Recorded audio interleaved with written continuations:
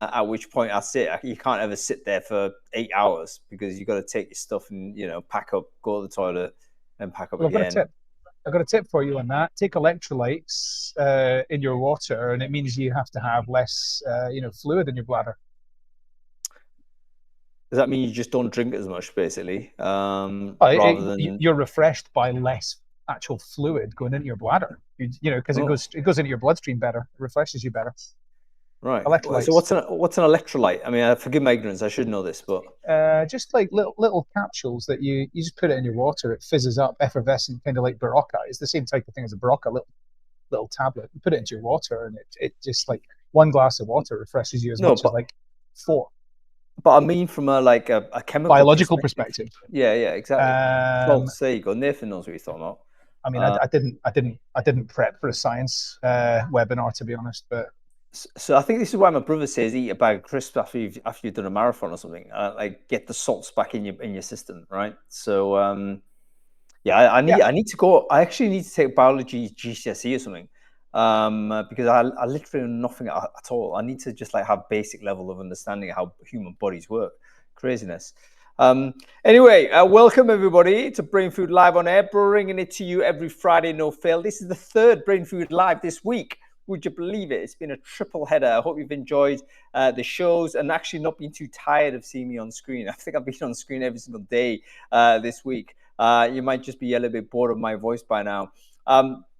Thank you for your comments, by the way, on episode 300. This is actually already episode like 308 or something. But it's episode 300 because we had a total technical snafu last time we tried to run this show, if you remember, and we had to reschedule it. So this is a rescheduled show from way back then. And we've got the same guests on. We're going to talk about the same topic because I think it's a really interesting one to talk about. Hiring manager self-serve. It was the past of recruitment. Then TA emerged and we started doing all of the centralizing of all of the recruitment stuff. But guess what?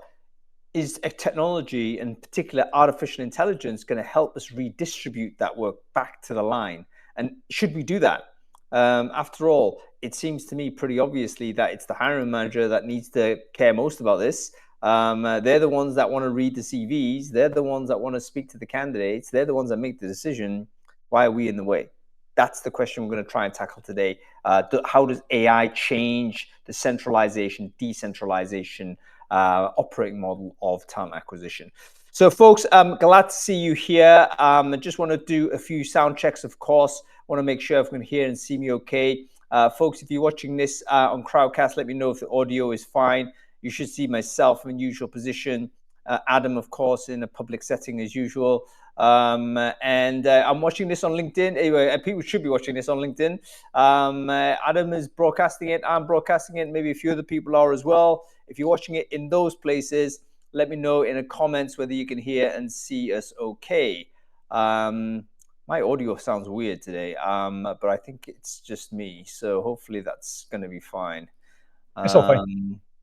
Yeah, it looks okay. Audra, thanks for coming along. We need to bring you on the show, Audra. If that's Audra Knight, that is. But any Audra is fine, to be honest. That's a bit rude. Audra, whichever Audra you are, welcome to come on. Okay, we're ready to go.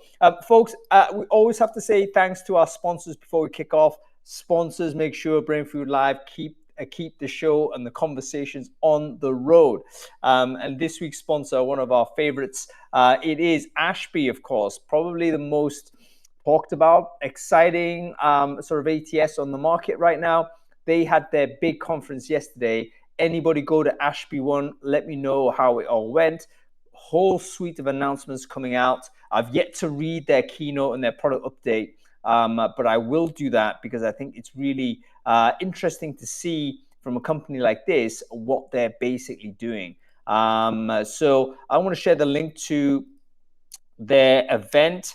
Event obviously is over, but their keynote isn't. You can still register on this and you can still watch the product update from Ben. I think it's well worth doing. They've been innovating like mad, this company. So very interested to see what they've got in the pipeline for the rest of this year. Anyway, thank you for Ashby for the sponsorship of this episode. Got Adam Gordon on screen, of course. Adam, good to see you. And yes, people were mentioning your tan, classic Scottish tan, mate. Not quite brown, it's a bit pink, isn't it?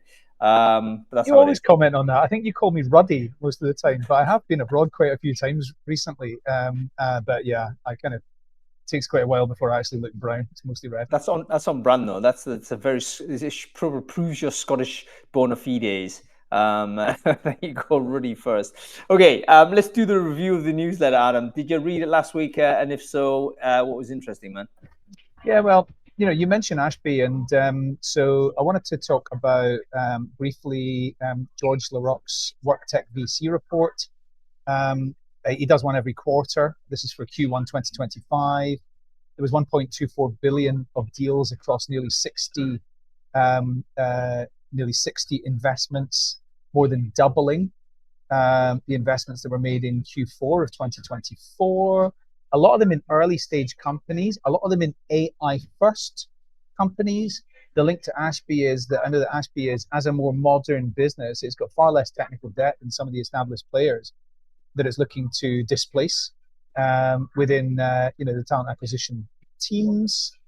Um, the distribution of the investment was pretty global. So there was a lot in North America, but there was also a lot in Europe and a lot in Asia Pacific as well. Follow George LaRoque and Work Tech if you're interested in recruitment technology, talent technology, work technology, I should say. 100%. And we're going to be speaking to George LaRoque actually in a Brainfood Live. So we've got him and Madeline Lorano to come in, I think, in early June. And it's exactly this, to review where the money is going in recruitment technology or work technology. And I think that, for me, gives a decent kind of read as to how sort of recruitment itself is going to change, because we've seen, for instance, sourcing technology kind of drop down in terms of investment. That was like massively hot prior to massive candidate surge. Now that's no longer the case. We've seen big investments coming into verification tech, assessment tech, because everyone's trying to deal with the over application scenario. So I'd be interested to see where the segmentation, like a deeper dive as to where, from a sector point of view within work tech, these investments are going. But yeah, really good, Steve. Go ahead. I just wanted to add two, like there's two which aren't included in that, which have just been announced in the last 2 weeks, and like they're both automation.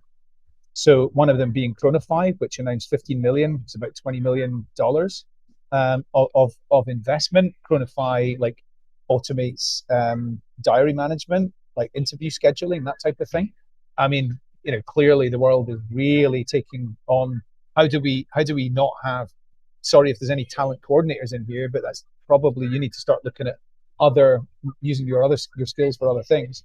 And then the other one was Stack One, which I mean, really great. And the exciting thing about that is, so they are really like an integration layer connector for people that want to connect it to HRIS, an applicant tracking system. And so you pay to access Stack One, and then Stack One's got the connectivity with that. But the interesting thing about their also $20 million announcement is that they said that their ambition is to become the connectivity kind of glue for AI agents within the talent space.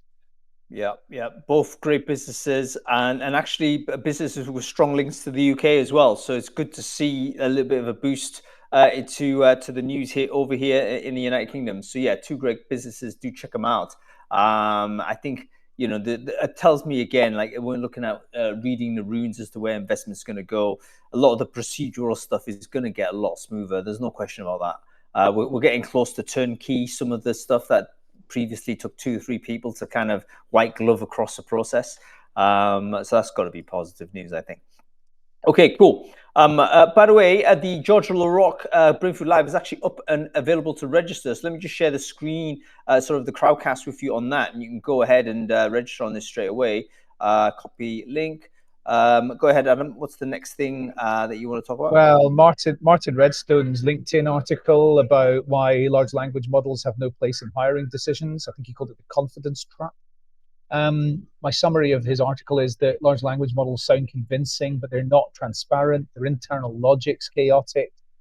Even the newest models, he's saying, are cheat. They're cheat. They're like manipulating outcomes in order to sound really convincing. He says they violate key legal requirements like GDPR and the EU AI Act. And he's absolutely adamant that we shouldn't be using large language models in terms of like making decisions on should we move this candidate forward or should we not. And overall, I think he sounds convincing. I don't know if he used AI to write his article or not, but he definitely sounds convincing. I hope Martin's listening to this because he's right. He's very convincing. Brilliant article. And in fact, Martin, I do think everyone should follow Martin. He's been really deep into the conversational AI space, conversational interface space for a long while, even pre-AI, and now obviously he's carried it in to the AI space. But his kind of self-education, and now he's like distributing his education and sharing it with everyone else on how it complies or not. I think it's very, very, very interesting. But yeah, I think his angle is probably quite conservative. Not saying it's not true. It's probably quite conservative. If you look at where the tech is sitting, according to his analysis of it, the tech is probably more aggressive in terms of its interpretation of the compliance side than Martin's is. So I think there is going to be a little bit of that vendor side, pushing the envelope a little bit, and maybe waiting for case law to come in and give people a slap. But yeah, it's good to get ground in the newsletter that Martin writes. I think he's publishing every week, but must follow. So share the link in the chat stream there. Okay, give us one more, mate, before we get into this.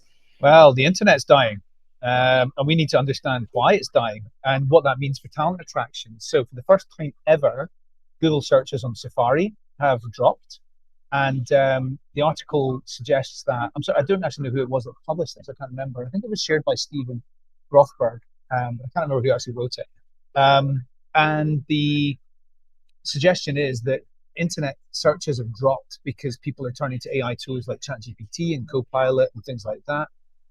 Google's click-through rates to websites for Google searches are down nearly 80% because of their AI-generated summaries, which are often giving people, the information without them having to even go into a website. I mean, yesterday,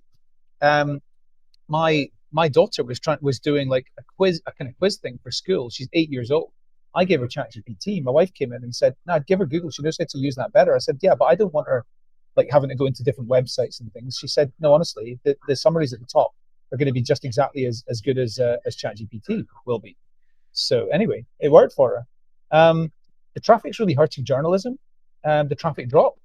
And there's a lot of mainstream media organizations like CNN and NBC who have been announcing layoffs in their broadcasting journalistic staff. I mean, it effectively says Google's dominance for search is still huge, but that the future for browser-based web search like that is like very far from certain. Yeah, it's really. I mean, it wasn't so long ago we thought Google had a permanent lock in terms of how information was discovered. But now, of course, we are stopping at the recommendation or the generation from ChatGPT or whatever tool it used.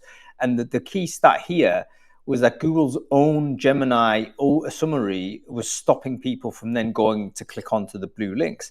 Because the summary is good enough, and it should be good enough because it's crawling its own data. It's the reason why Google didn't sort of sat on their lead on AI for so long, because they basically OpenAI took their transformer model and launched it ahead of Google. Google had it years in advance, but I think they knew that if they released it, it would completely change how search worked, and it would damage sort of their ads models. So huge change, I think, coming. All kinds of implications for talent, employer branding. We did a careers pages sort of conversation yesterday. Like, how do we get people to careers pages again?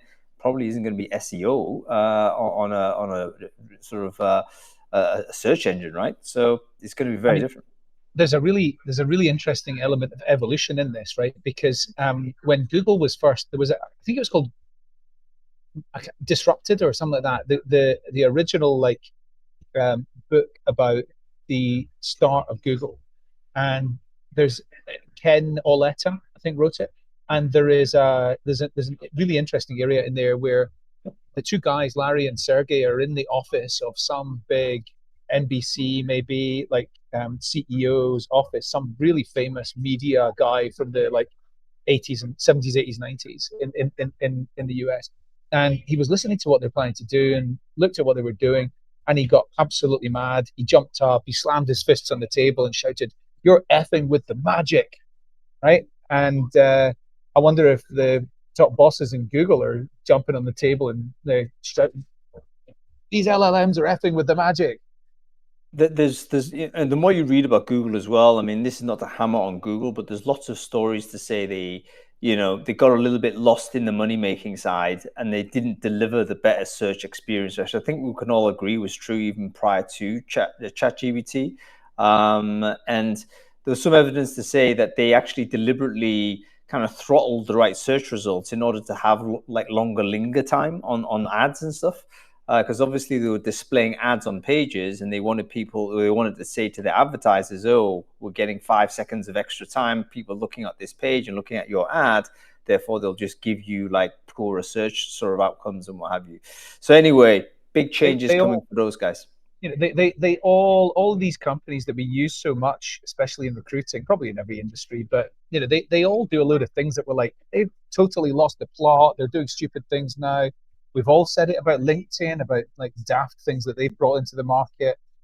Incidentally, the guy Harry who was on and the updates that they gave on Brainfood the other day was really great. They've done loads of bad things. Indeed's been given a lot of negative scrutiny for all the things that they've done. Google's the same. We'll see what happens. Yeah, you're right. They've got so much money and they've got so much like brain power still in there that the ability to recover in some way, I'm sure, is there. So, and you know what? They've still got the best chance of building the best AI. They've got the information. They've got the data more than anybody, and presumably they could cut a sort of open AI off it at some point if they want to get really nasty. They could do that. All right, let's get on with the show. Hiring manager self-serve. What's your view on the topic, Adam?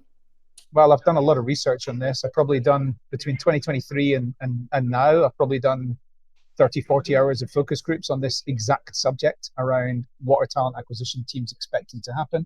What are they actually aiming to move forward right now? It is an undeniable movement.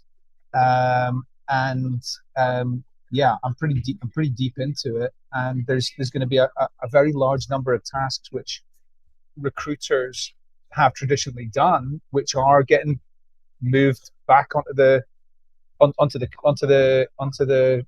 hiring managers to do. So in some companies, I am certain that there's going to be 100% self-service within the next, with probably this year. And then there's others where, if you're in a law firm, the partners in the law firm are going to still need white glove treatment. They're not going to do anything that,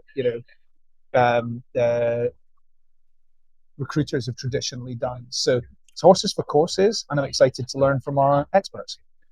Yeah, horses for courses. I think there probably will be sectoral differences, and I think there maybe even be attitudinal sort of differences in the sense that you've got managers who don't want to do it. I mean, I think there's certain people that would say, actually, I don't like this part of the job. This is not what I want to do. So it could well be that. But let's have a look at our guests. They're the ones that are going to tell us a little bit more. We have Martin Warren here, of course. Martin, wonderful to see you, sir. I know it's like super late for you in Sing. But thanks for jumping onto the call. You were the reason for this show, actually, because it was one of your examples that I wanted to explore in depth. So great to see you. And we have Lindsay Taylor here as well, looking ravishing in that orange dress. Great to see you, Lindsay. Let's do some intros for the people who don't know the folks here. Martin, can you quickly introduce yourself? Who are you? What it is you do? Sure, Hun. Great to see you again. And hey, Adam, nice to meet you, Lindsay. So I'm based down in Singapore. It's not too late. It's 20 past 9 Friday night here. So my background is like 20 plus years in recruitment, but more really focused on talent sourcing. And up until recently, for the previous 7 years, I've headed up the head of talent sourcing and channels at Grab. I'm sure if people have been down to Southeast Asia, they know who Grab is. If you don't, it's like the Uber version of in Southeast Asia. So so that's my background. Fantastic stuff. Great to see you. I've just shared Martin's link in the LinkedIn in the chat, so go and connect with him. Lindsay, great to see you again. Can you quickly introduce yourself? Who are you? What it is you do? Absolutely. Nice to meet you too, Martin. I'm Lindsay Taylor. This is my 25th year officially in TA, although I have over the last 18 months morphed now more to HR, generalist business partner, and all things HR transformation. So I'm delighted to be here. Yeah, great stuff. On that note, Lindsay's going to be bouncing back on Brainfood Live to talk exactly about this topic of expanding scope beyond TA. So make sure you come and join us for that as well. Okay, let's kick off. I want to go with you firstly, Martin, because you had a very interesting case. You posted it online. I thought, wow, that's really, really interesting use case. Can you just tell us about that? What's the context? What's the problem? What did you do to solve this?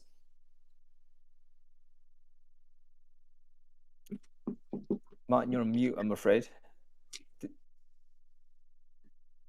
Oh, Martin is still on mute. Why? How did that happen? Let me unmute you. Oh, there we go. I must have accidentally mute. Go ahead, Martin. Did you hear my question? I did hear your question, Hung, and if I remember quickly what we talked about, it was really about how we got at Grab, how we brought hiring managers into the recruitment process. So using some technology that we had, which was our sourcing platform, we spent a lot of time with a lot of our senior hiring managers and really understanding their roles. And these were like really critical roles, senior roles, right? And we would send the outreach on behalf of the hiring manager. So we'd actually connect them up, the system up to their email. And the recruiter would write the message or craft the message, give it to the hiring manager to make sure that, the tone was right and it was kind of how they would present it. And then we would automate that outreach to candidates. And when candidates responded, they would respond back to the hiring manager, so it would go into their inbox, and we could track it in the platform that we had, so the sourcer could see it. We could even respond on behalf of the hiring manager if they weren't around for a couple of days. But to cut a long story short, what this actually did was, if that same message was sent from the talent sourcer, we probably got 20 to 30% reply rates. So if it's a really niche pool, let's say we're sending it to 100 candidates and we get 30 responses, versus when we sent it from the hiring manager, the actual open rates didn't go up anymore. But what crazy stuff happened was we could get up to 80% reply rates because, the candidates, they wanted to talk to the hiring manager. And when they saw us from the hiring manager and there was a button in there, say, hey, schedule a call. And when they clicked on that button, it brought up the hiring manager's calendar and they could select a slot. And the other thing that we did was we trained the hiring managers to make sure that they make that call. Don't put it off to someone else. Don't send it to the TA to do. And have a discussion. It's like you're meeting first time at a barbecue, right? Don't go into selling the job. Talk about them. Understand what's important to them. What they're looking for, and have a chit chat. And we made some really good hires from that process. And when I left Grab, we had over 100 hiring managers that we were doing that with. In fact, we had to push hiring managers away because we couldn't manage it. So, that was kind of why I believe self-serve is it's for certain roles and certain companies, that's where you need to move to. Really, really good example, Martin. And my good mates at work in sort of the copywriting angle of it and how to write good copy and all the rest of it, they're going to hate me when I say this, but I don't think copy is all that important. The most important thing is the sender identity. And I think this is true. You could test it yourself. Go on any social network, go on any whatever. You have a different identity sending the message. That is going to be a very significant contributing factor to whether you get a response at all. And I think 20% response rate, reply rate, should I say, from a recruiter is probably about average. I think even LinkedIn advertise it as that, don't they? So that's bench. So if you're hitting 25% reply, guess what? That's average. However, if you can zoom that up to 80%, wow. I mean, that's going to make a huge difference in terms of the quantity of hires you make, but also presumably the quality, because there's going to be a lot of people that have previously simply ignored the message. They may be actually extremely good candidates that no matter how good your copy was or how sophisticated your drip marketing campaign was, they weren't going to respond because it was a recruiter that sent the outreach. So really, really good. Go ahead, Mark. Just to say one other thing that happened, which we kind of didn't really think about, but what actually did also is candidates that responded who weren't interested, they still had a conversation, most of them, right? So it built a network, right? And we actually made hires through referrals from some of these people, or they came on board at a later date, or we actually hired a couple as advisors. because we were going after some very senior people for some roles. So it had, a real impact that we never kind of thought that, this would happen. So it was quite spectacular in some regards what we did. It's all about rapport, and it's all about making the candidate feel like there's a bit of red carpet treatment happening here. So if I'm a marketing executive and the chief marketing officer at Grab sends me an invite to connect on LinkedIn and then sends me a message saying, how are you getting on? What's your top priority, or what's the most important thing you're interested in right now in your career, or maybe something a bit better than that. But they're going to feel special. They're going to feel handpicked. And they're far more likely, they don't want to burn the bridges with that individual in the future. So, whether they're looking for a job right now or not, then, they're going to want to develop that relationship. And the other thing is, like, I'm a recruiter. We're all recruiters, right? Whatever we do now, we're all recruiters. I don't want to diss recruiters, but everyone's had a bad experience with a recruiter, right? Whereas the marketing executive in Singapore has probably never had a bad experience with the chief marketing officer in Singapore. So they're going to want to reply. It's all about, rapport. I was going to say, I think it also cuts through the noise, right, of recruiters, because we all get, an influx of in-mails, calls, approaches, one hopes, right, from headhunters and recruiters. But when the hiring manager themselves is reaching out, I do think that it stands out and people are going to pay more attention. And Martin, you're calling it out there with 80% response rates that I don't think I've ever had any TA team have before. And it's really putting, I think it's really putting the recruiter and the hiring manager at the center, and not the TA, right? And like I said, it's, they want to talk to you. They want to have a conversation with you, and the hiring manager can best sell the opportunity, right? Even if you're a great TA, I think the hiring manager can still sell, what the team's like, what the impact, what projects we're working on, so they can still do that the best, and that's kind of what we saw. Okay, there's one couple of things I want to just mention real quick on extending of Adam's point about the relationship building aspect of it. Like the candidate doesn't want to sees the opportunity of building a relationship. That's very, very important. But there's also an implication that they might burn a relationship if they ignore a hiring manager. Let's say there was a senior person in industry message me and I decided, whatever, I'm not interested. Guess what? What if there's probably a little brainworm in the back of my mind saying, you know what, you better just say hello to this guy, because if you don't, this person may in future have an opportunity that could impact your career. So you just kind of it just makes sense to get back. So that is a very interesting angle of it. I want to discuss, okay, all this sounds wonderful, but was there a reason why hiring managers don't do this as a default? Like, why did we ever, if it works so well, the hiring managers being the front of the recruiting top of the funnel, why did we ever move away from it? I guess it must be a capacity issue or something, isn't it? Did it sort of happen in the digital era where it just got a bit too noisy, or any theories as to why it went to recruiters to do this? From my point of view, Hung, I would say that there's a couple of reasons. One, being vulnerable on behalf of TA, right? I think there's this people pleasing. We live to serve and support, and we love the rush of being the SMEs and delivering. But I also think we were trying to fix inconsistencies and bias and inefficiency. So TA built the structure, the compliance, and the visibility. But in doing so, we started to create dependency. So for me, self-serve is about restoring some of that balance. It's not removing the structure, but redesigning ownership. That's my take on it.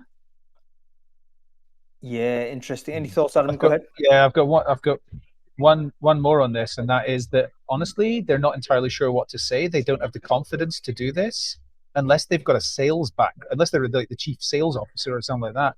They don't really know, what should I be saying? What should I say when they follow up?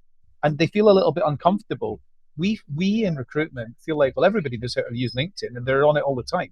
That's not the truth at all. Just because we think everyone else is. So there will be a bit of a confidence issue and like jumping into the unknown for them, that actually hand it over to the specialists and it's more likely to go well.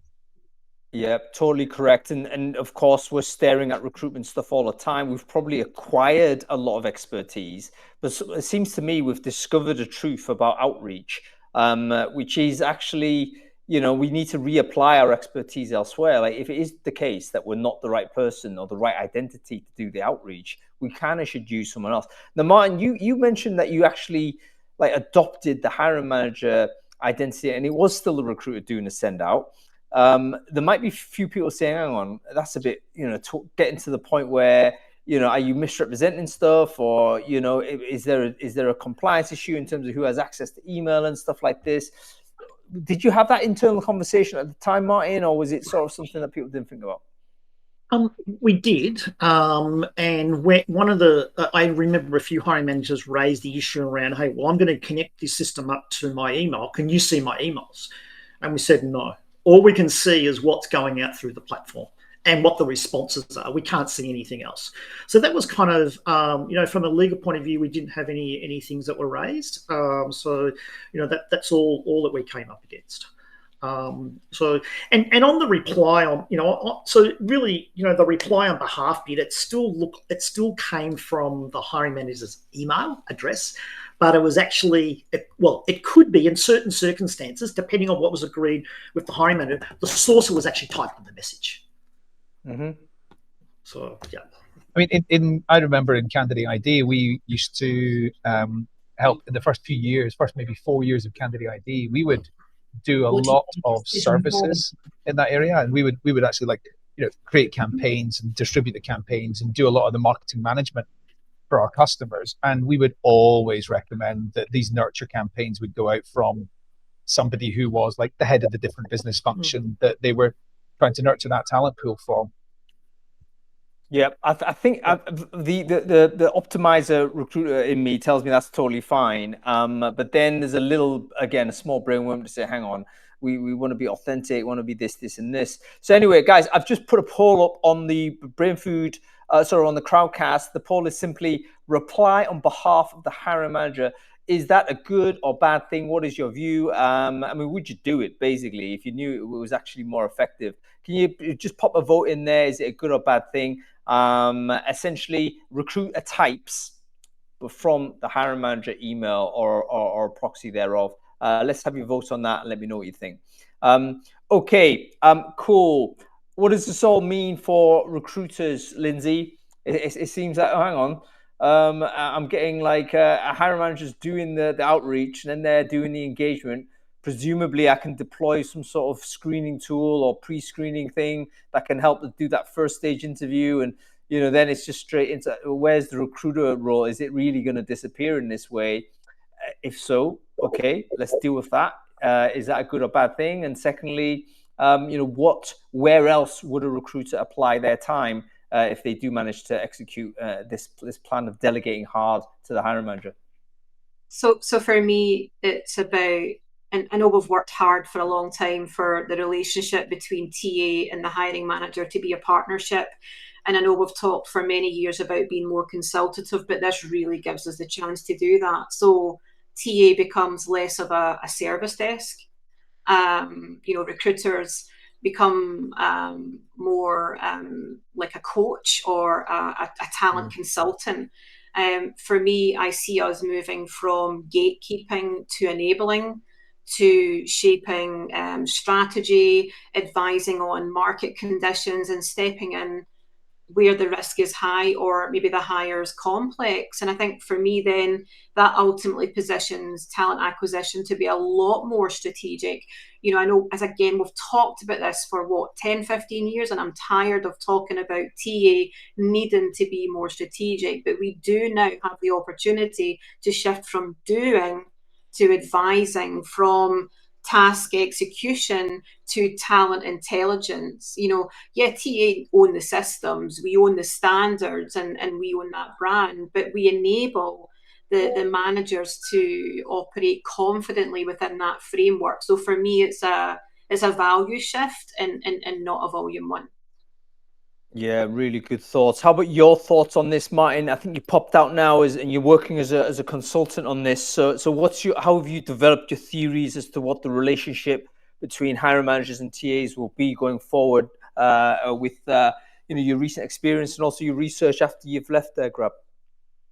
I think there's not a lot more I could add to what Lindsay said. I think it's just shifting the value, right, and moving to being much more consultative and looking forward, not backwards. So on the talent insights, and here's an example. Singapore is a high cost country, right, to employ people. So where I see freeing up time for a recruiter in terms of what we talked about is they could be looking at things like, so where are the low cost countries within the region where there's the talent that I can think about moving some of my people to. So I think it's that talent intelligence, it's that helping the business kind of de-risk those sorts of decisions, right? So that's kind of where I see it moving to. So again, I think it's much more kind of lead than kind of lag type of work, right? So it's looking forward, understanding what the lay of the land is and trying to make some sense of, okay, so maybe we should do this, here's the reasons, and not do this, here's the reasons. Another good example I can give, and this is a real example, we had India, we had cybersecurity people, they got headhunted every 12 months, right? We were constantly hiring them. It became a real pain. So we looked at other countries to see where we could actually hire these people. The decision was made that the capability in the other countries wasn't at the level of India, so we'll just suffer the pain and just keep rehiring them. Because that was just de-risking the business, in terms of that, yeah. So that's kind of the sort of stuff that I think where we need to move to. I think recruiters need to embrace this change, right, and really get ahead of it, because we are evolving. We have to survive and add true value. Whether you're in corporate HR, corporate businesses, or RPO, or even agency, right? And for me, it's really important that we create an environment where hiring the talent is everyone's job, not just recruiters, not just TA. Yeah, really good point. I just want to address Nathan's view there about, listen, we can't have hiring managers sifting through hundreds of applications. I think that's absolutely true. But the reality of it is it won't be the case, because the technology is going to help you do that. We're very, very close to the point where I would say by the end of this year, almost every core tool that you have will probably have some sort of CV filter or an application filter in there, which is artificial intelligence, is basically going to be able to read a CV as good as you can, if not better. In which case, it should scale out and be able to handle as many candidates' applications as possible, such that you're only interacting with the ones that the AI has decided is right or wrong. Now, this is where Martin's going to pull what's remaining of his hair out, because he's probably going to say, I hope you don't mind using that joke, Martin. And this is not you, Martin, Warren. I was Martin Redstone. Redstone, he's talking about, yeah. Yeah, but basically, I think all these tools are like ordering candidates already, and I struggle to see how that is different from it kind of selecting which ones go forward. Even though it's like we're dealing with semantics, we're not going to veto the recommendation. Is my perspective, and the only scenario where we can veto the AI recommendation is if we're doing it in a biased way. Like, what other information am I bringing to my decision to say no to that AI recommendation, other than the fact I'm biased? So I don't think that stands. I think we're going to just rubber stamp the recommendation. Yes, humans will be in the loop, but we're just going to rubber stamp it through. And we're just going to have to ethically deal with that at some other point. Anyway, that's my little rant. Go ahead. Can I propose a vision, which, and a lot of people here are not going to like, but I just want to propose a vision, and I'd like to know what people think about this, because this is absolutely can be done today, which is hiring manager has a resignation in the team. They press the button within the HR system. That sends a message into the applicant tracking system to set up the rec. The rec then determines like what's the right way to go about hiring for this role, and either starts automating a sourcing process within the internal, the CRM, the internal HR database, or any external marketplaces that they've got, access to, including LinkedIn. It determines, should this be advertised? If so, where? And then sends out the adverts. The applications come in, nobody's going to be sifting hundreds of CVs. That's not a thing. That shouldn't be a thing in May 2025 at all, right? And then so there's automated processes for doing that. Then it goes into the scheduling, who's getting invited to the first stage or to take part in the assessment or whatever. That sends out a signal to the long list to say take part in this. The one's successful in that, then get invited into the interview. That's another completely automated process. The hiring manager turns up for what by this point is maybe the third stage of assessment or whatever, right? The Dave Owens concept of the talent engineers, the talent engineering, that's what talent acquisition becomes. It becomes talent engineering. It becomes looking after designing the experience, designing the technology all to work. That's complete hiring manager self-service by that point. Like, tell us in the comments, is this a terrible vision? It might be a terrible vision, but this is the reality of what is going to be happening probably in most large companies by mid 2027, and certainly is already happening in some companies. Yeah, and I'll lean in with Lindsay's view. Is like we've got to lean into this vision and not gatekeep it, because I think, firstly, I don't think gatekeeping is going to be effective, guys. I think it's a bit like King Canute sitting in the North Sea, demonstrating the futility of trying to stop the sea. It ain't going to stop. You're going to be outcompeted by companies that do automate these flows. In which case, I didn't realize Dave's sort of a vision so you did me a favor by outlining this, Adam. It's architecting the system, so it's like constructing it this way. Now, I think ultimately that does mean, this is a separate conversation, but it does probably mean that the overall numbers of people doing TA are going to go down within any particular business. So per company size, the ratio of TA to employees probably will go down, I would say, because you're not going to need like multiple architects. What we could do is have different types of work that TA people do. So for instance, let's say we reapply the productivity gains into things like talent retention. Let's say we think about, okay, so that opens up some L&D stuff we've got to do. That opens up internal mobility we've got to do. All kinds of different avenues. Again, the reason why I'm talking about expanding scope is exactly this. We kind of got to get away from sort of talent acquisition, narrow sort of guardrails like this, and payroll, permanent, on-site only. That's the vision.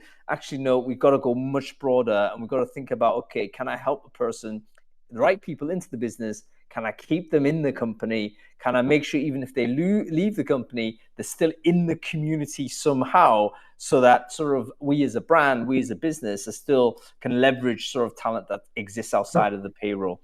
And it's getting ahead of, and I've put it in the chat there, workforce planning for me is just so crucial. And for those who know me a little bit better than others, you'll know I have a real passion for workforce planning, whether it's strategic or whether it's just critical in the next 6 months demand planning. But that's where I would want to see recruiters around the world spending time, working cross-functionally with, functional leaders, finance, and really understanding, okay, what are our enterprise-wide objectives? How are we going to get there? What talent do we need to get there? And really taking it, several layers back, rather than, oh, Adam resigned, we better go and backfill. That's where, I want to see TA spend more time. So again, it's that complete kind of HR ecosystem, even rather than the hiring ecosystem.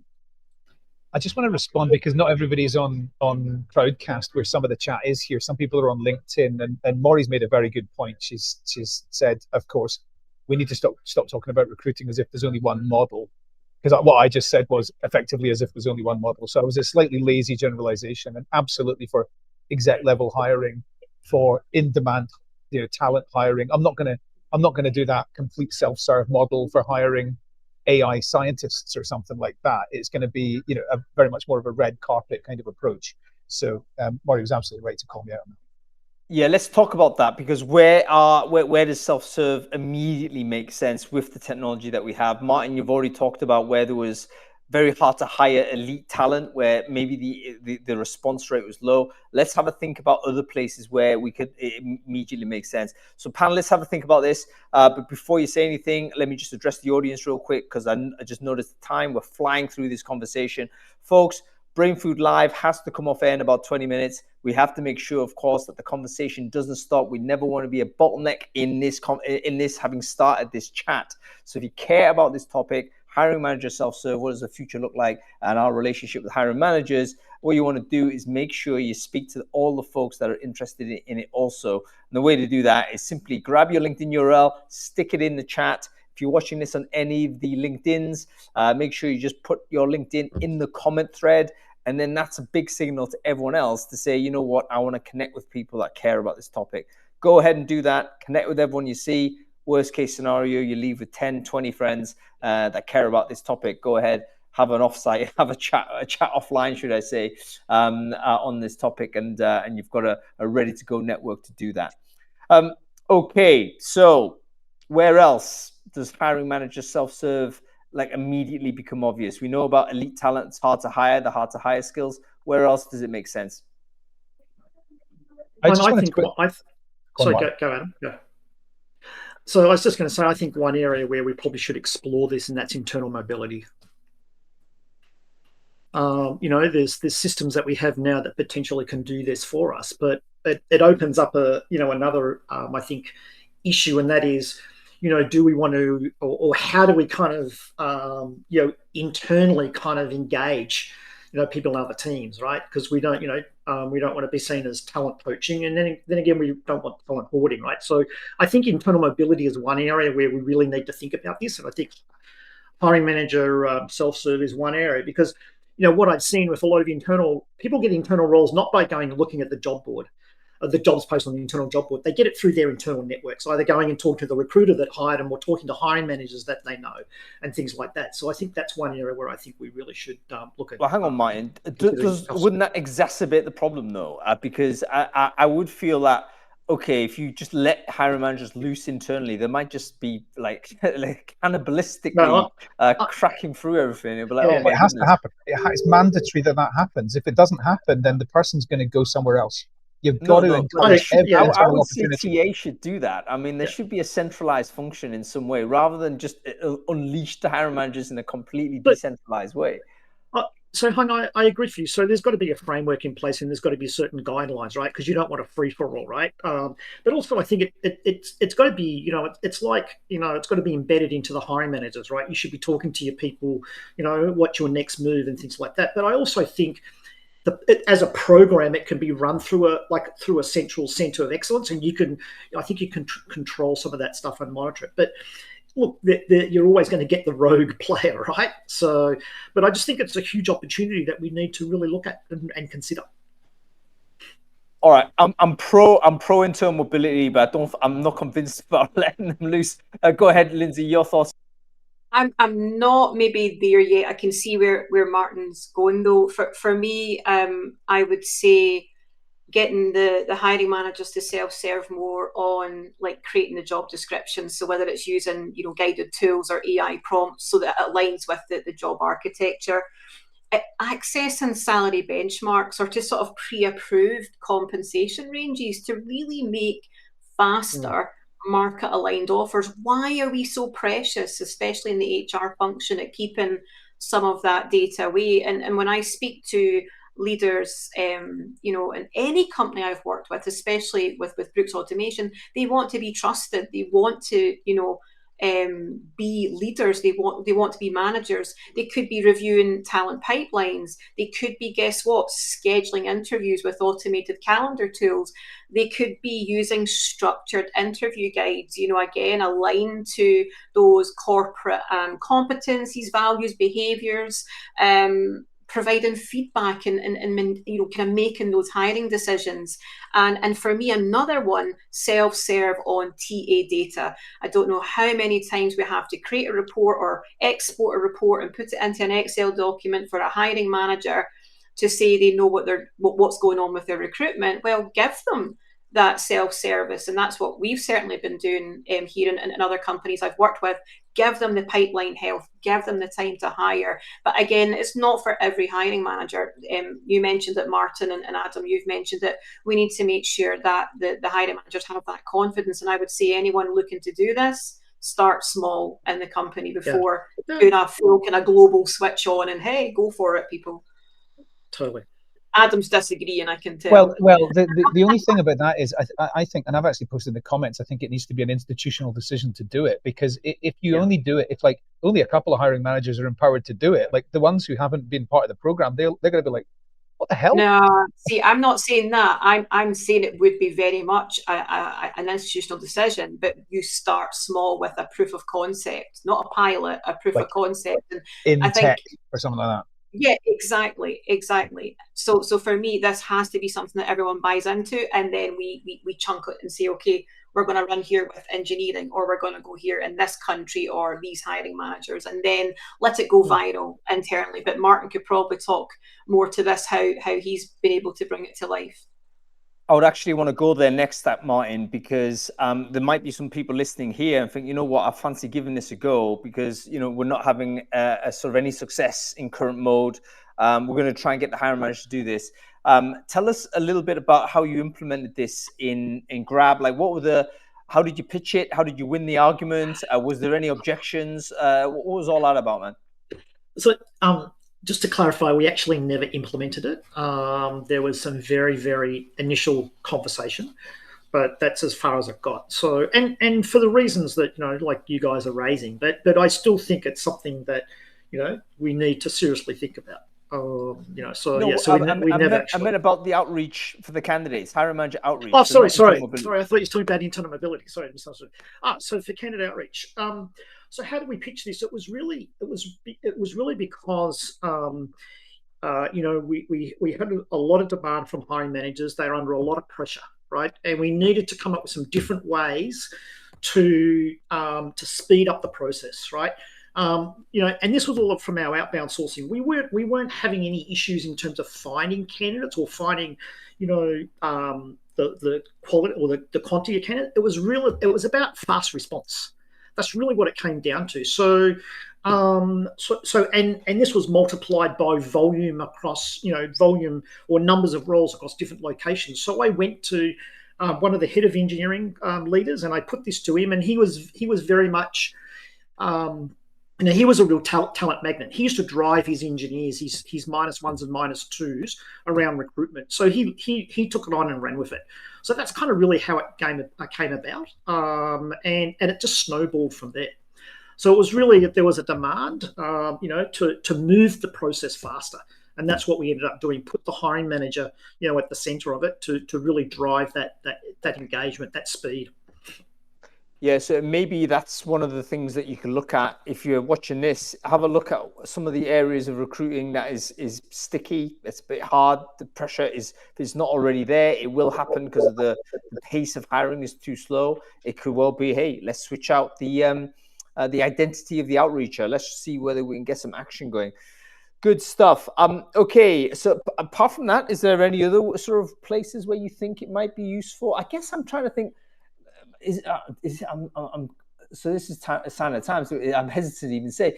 Could we use it as from a diversity angle? Would this be sort of, let's say, I'm imagining. Look, the identity of the hirer or the identity of the outreacher has a significant component to the response rate. Let's say that's something we accept. Could it also be the case that this goes down to the identity, the demographics of the person that we're speaking to? So, for instance, we're looking to recruit.